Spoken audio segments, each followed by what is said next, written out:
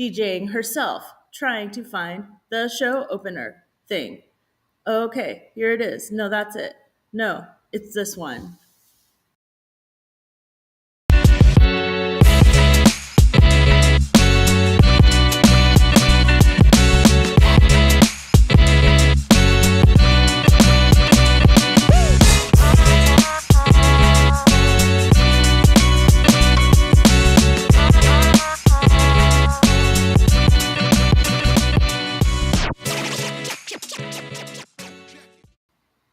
Welcome to Portland Tea Party. I'm Ciara Pressler. This is your favorite show about Portland, the tea, and where the party's at. Now, we're going to start with the tea today, and it is something very exciting in the world of the Portland City transition to its new form of government, which is what this show's really all about. How do we make a transition to a new form of government exciting? Well, I'm showing you all year long. So, as I explained in the city org chart video, where I explained the org chart in Post-its and why it matters, which I just saw last night was backwards in the video. So I'll see if I can flip it and re-upload it. But, it's still highly entertaining. So I explained to you how kind of the new CEO or maybe COO, Chief Operating Officer, Chief of making sure shit's getting done, is going to be that administrative officer. But you have to know people are moving, city administrator, is the formal title. You have to know people are already moving into these roles, even though the form of government doesn't actually go into effect until January. But we have to start doing this now. We can't change everything on January 1st. So the transition team's already been working for over a year, getting this ready. And what they did in the last couple of weeks is announce all the deputy city administrators. Now, why does this matter? Well, city administrator is going to be like potentially the most powerful role in the city. And the person who's in this role now is Michael Jordan. No, not that Michael Jordan. A really wonderful guy named Michael Jordan who's been doing the role or the equivalent of the role so far. So he's been guiding this transition team and everything. He really is the right person to be doing it for the rest of the year, in my opinion. So don't worry about that. I'll tell you who to worry about. None of these people, because we don't know yet how they're going to do their jobs, but we have some ideas based on their history. So the bureaus of the city, of course, the departments that are responsible for running the city, they're each in logical clusters now, which wasn't the case before because, before commissioners ran a group of bureaus and it was kind of political who got which bureau.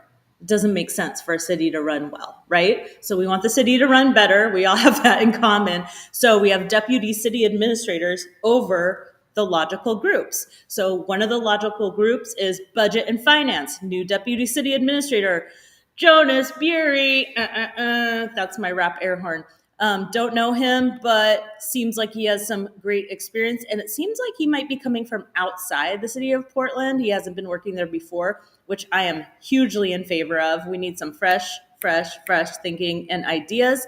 Deputy city administrator for city operations, Sarah Morrissey. I don't know her personally, but she has been the deputy chief of staff for Ted Wheeler. So she's been in the mayor's office. She knows the territory. Excited for Sarah. All right, deputy city administrator for community and economic development. Can I get does anybody know? Donnie Oliveira. Now, I really like Donnie. He's super smart. He cares a lot about his bureaus. He's been running BPS, the Bureau of Planning and Sustainability, and I think he's been doing a great job. I've done some projects for BPS, including currently PSEF, the Portland Clean Energy Fund, and I know that the leaders of those programs feel very supported by him. And so that is something that I really look for in a leader, and really excited that Donnie is that person. He started his service career in San Francisco, so he has some outside perspective as well as having been inside the city. I think Donnie's absolutely the right person for that one. Very exciting. Deputy City Administrator for Public Safety. You guessed it. It's Mike Myers. Mike Myers has a long history in emergency response.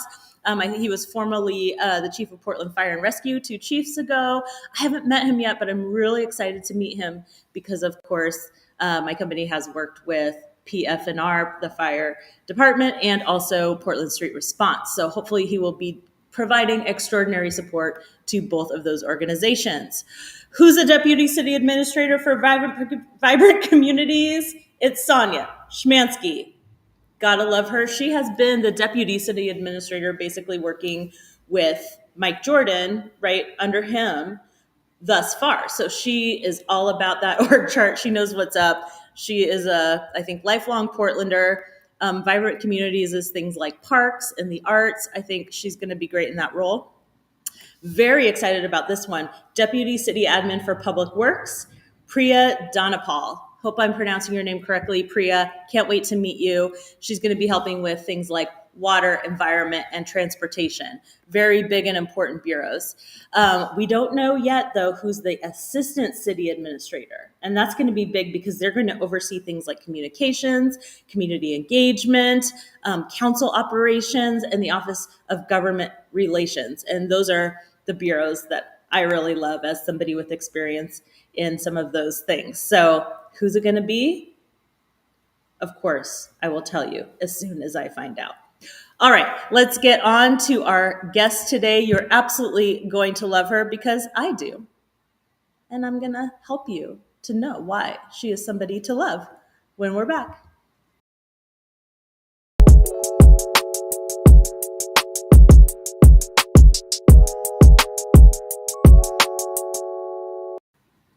Welcome back. I am here with Brandy Memory, the executive director and co-founder of Project 48. Welcome. Hello, thanks for having me. We don't have to be so formal because Brandy and I are good friends in real life, and I think our romance started on Instagram. It did.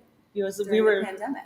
Oh yeah, we became Instagram friends. Yeah, we were liking and doing funny comments, and we had the same sense of humor. And when we had met already, right? Yes, like 2019, I think. Yep. Yeah. And so we were like, we got to be buds. Yeah. And now we are. We are. Yes. Lucky me. And I've had the honor of emceeing your annual fundraiser a couple of years, and you just had this year's fundraiser a week ago. So we'll hear about that. But first, What is Project 48? Project 48 is a nonprofit here in Portland. We serve youth who are experiencing foster care with a few different programs, but we essentially exist to support youth who are experiencing foster care during vulnerable and traumatic transitions. Wow. And how do you serve them exactly? So we've got a few programs. Our main program is our Essential Bag program. So we serve youth ages 7 to 21 with this program, and we make sure that they have, hence the name 48, brand new clothing and essential items delivered within 48 hours of a transition. So if they're transitioning into foster care, to a new placement, or within the foster care system, which is extremely common, they get a bag of brand new clothing. It's 3 days worth. It's high quality. They get shoes, a backpack, or a duffel, hygiene items, socks, underwear, all of the things that you could need. So we're really proud of that program. We also have another program that we just held class last night here in our space. And that's a transitions program. So we serve youth 17 to 23 who are transitioning out of foster care with life skills, workforce readiness, financial literacy. And that one is a really incredible time. So we're really getting to know our young people who are going to be, participating in our community as adults. And really excited to keep that program going as well. So I want to break some of this down because I didn't know a lot about how the foster care system works and what those needs are until I met you and learned from you. Yeah. So I want everybody else to know this too. So first of all, the very beginning of a foster care experience is that someone may be pulled out of their home. They don't necessarily have a lot of time to get all their favorite things, or maybe they haven't been in a situation where they have the things they really need or want to have. Yeah. So maybe they're bringing like a black garbage bag of stuff with them to their foster care placement. So the importance of the bag that you all get to them within 48 hours is that I imagine they feel special, first of all, when they've just been through a potentially traumatic experience. Absolutely. They feel cared for, and they can show up back at school like looking fly, which builds confidence. Absolutely. And just fit in and not have anyone need to ask any questions because they don't look any different than their peers. They're in new stuff. They've got the new shoes and they're feeling confident, hopefully, in what they're wearing as they're navigating that really, like you said, traumatic time. That's tough. They're often placed with a stranger. So it just can be really overwhelming and confusing for these these young kids. So we're proud to be able to provide something that sort of gives them a little bit of comfort during that time. I love the focus of that idea. How did you come up with this? Yeah, it was sort of a really quick moment where I co-founded this with my identical twin sister. So on our website, you can see we look exactly alike. And she was a foster parent for 10 years and had over 30 placements during that time, Wow. which she's such an inspiration. Like, they were really incredible foster parents, truly just incredible people in the community doing the good work. But during that time, and I'm a former CASA, so I was a court-appointed special advocate for youth who are experiencing foster care. We were both kind of transitioning out of those roles and really reflecting together on what are the gaps of services we've seen over the years as you've taken in all these kids. And, her story is like, she'd have children literally be dropped on her doorstep with like an hour's notice, and they would have nothing. They wouldn't even have had time to gather anything.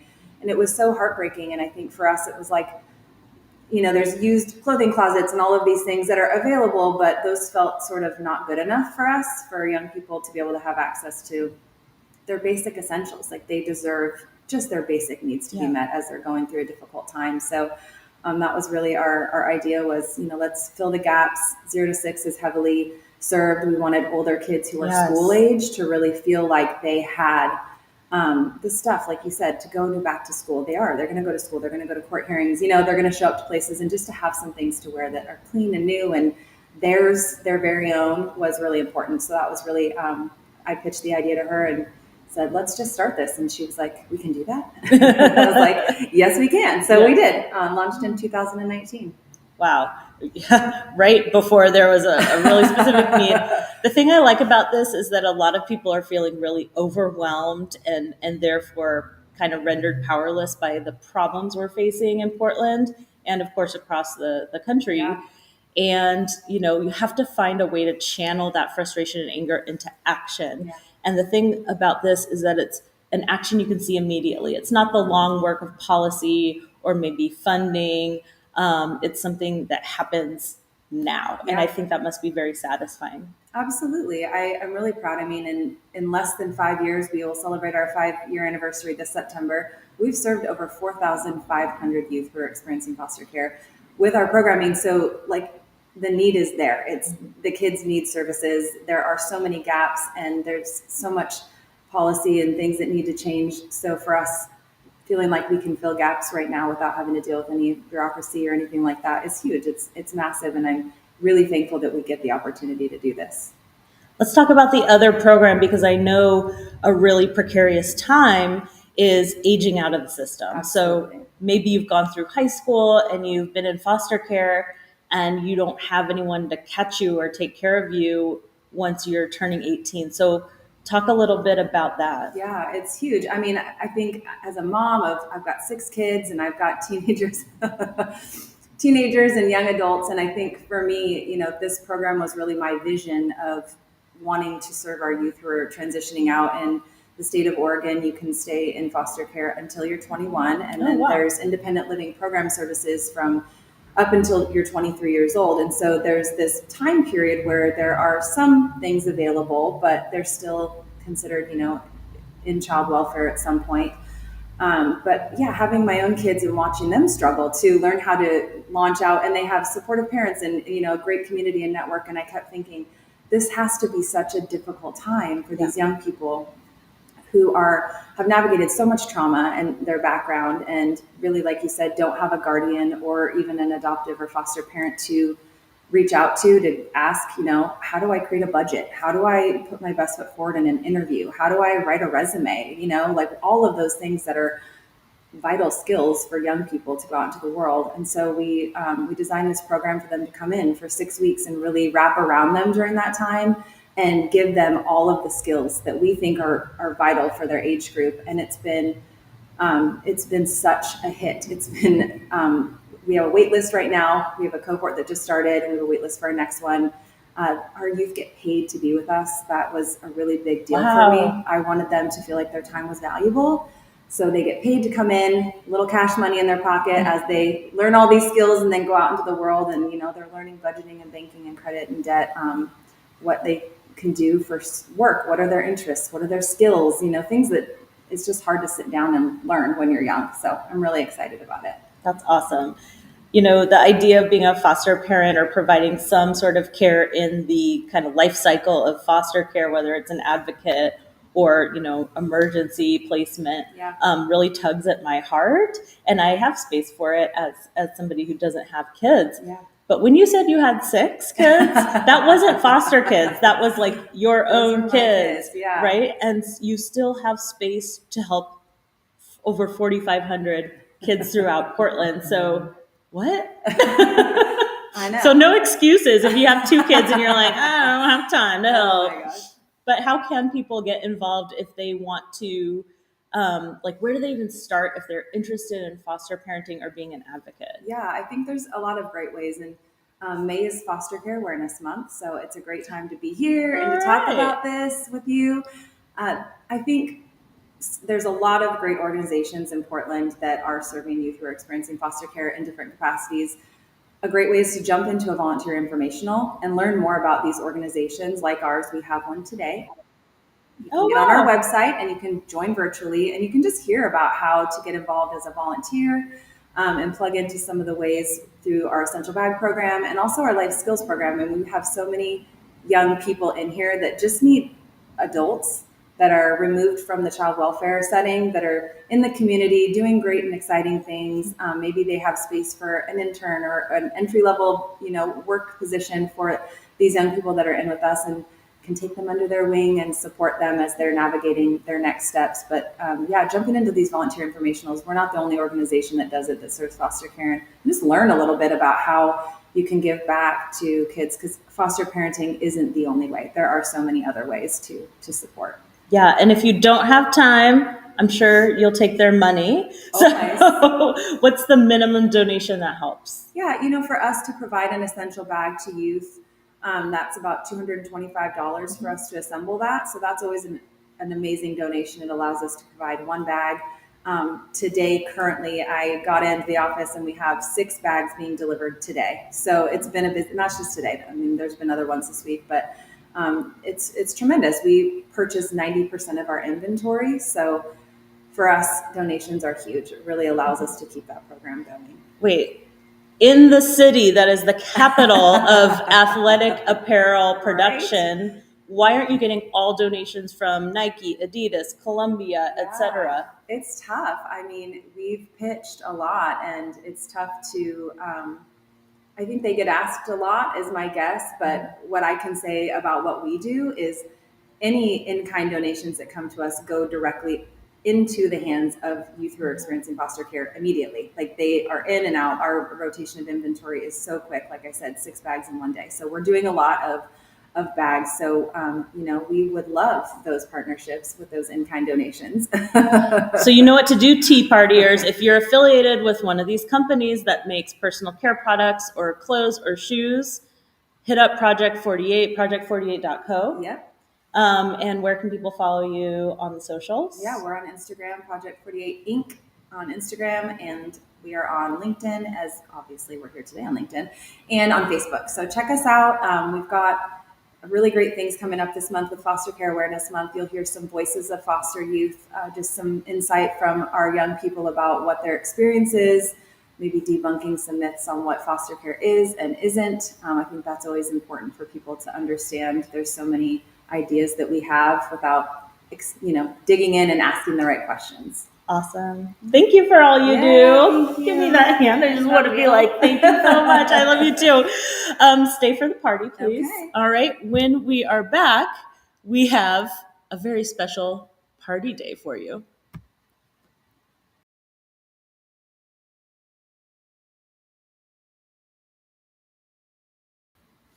Shout out to CityCast, that awesome podcast about Portland.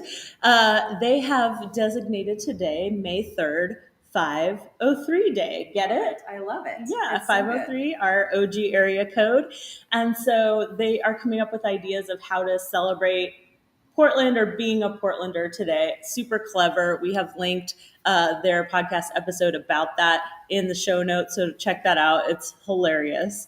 How would you celebrate, or how will you celebrate 503 Day? Well, the podcast was hilarious. I listened to it, and some of the ideas people had were phenomenal. So I appreciated it. I think for me, I'm an lifelong Oregonian. I love the idea of a 503 day. I love the idea of on the podcast that talked about giving back to your community. Obviously, that's near and dear to me. I think sometimes we can see and hear so much negative publicity and things about Portland. What I love about this day is I feel like it's a day to honor all the good. There's so many great organizations doing so many great things. Let's focus on those. Give back to those organizations today. Sign up to volunteer, donate some money, donate some time. Those would be great ways to give back to Project 48. I'm going to head across the street. We're in the Ford building. I'm going to have dinner tonight at Akati. So I'm going to give back to a local business. In our building, I have Shoe Fly Bakery, which is an amazing vegan bakery that I'm going to go grab some coffee from after this. There's a lot of great businesses that we can support as well. Yeah, I'm definitely going to celebrate by supporting local. We're all about that. Business for a Better Portland has an open coffee event happening right now. You can get there by 10 a.m. and go say hi and support a local business. So supporting local is good, but we also have to do some other Portland things like drive kind of questionably, maybe be kind of passive aggressive. I love it, yeah. Maybe I'm gonna go buy a Subaru. Yeah, that sounds like you. I love it. Totally on brand. Yeah, totally on brand. Do it. I mean, get a tattoo, whatever Yes. you need to do. Go eat vegan. Go be weird. We're Portlanders. Yeah, let's get weird. But I'm like kind of not into the Portland weird. I know. But maybe I'll be weird just today. Just a little weird. I'm weird in my own way. We are. Okay. Thank you so much, Tea Partiers. We have more amazing episodes for you coming up Fridays, live, 9 a.m. Or watch all of our past episodes on YouTube, Portland Tea Party. If you have an idea for a guest or a venue, please hit us up, portlandteaparty.com, and have an amazing Cinco de Mayo weekend.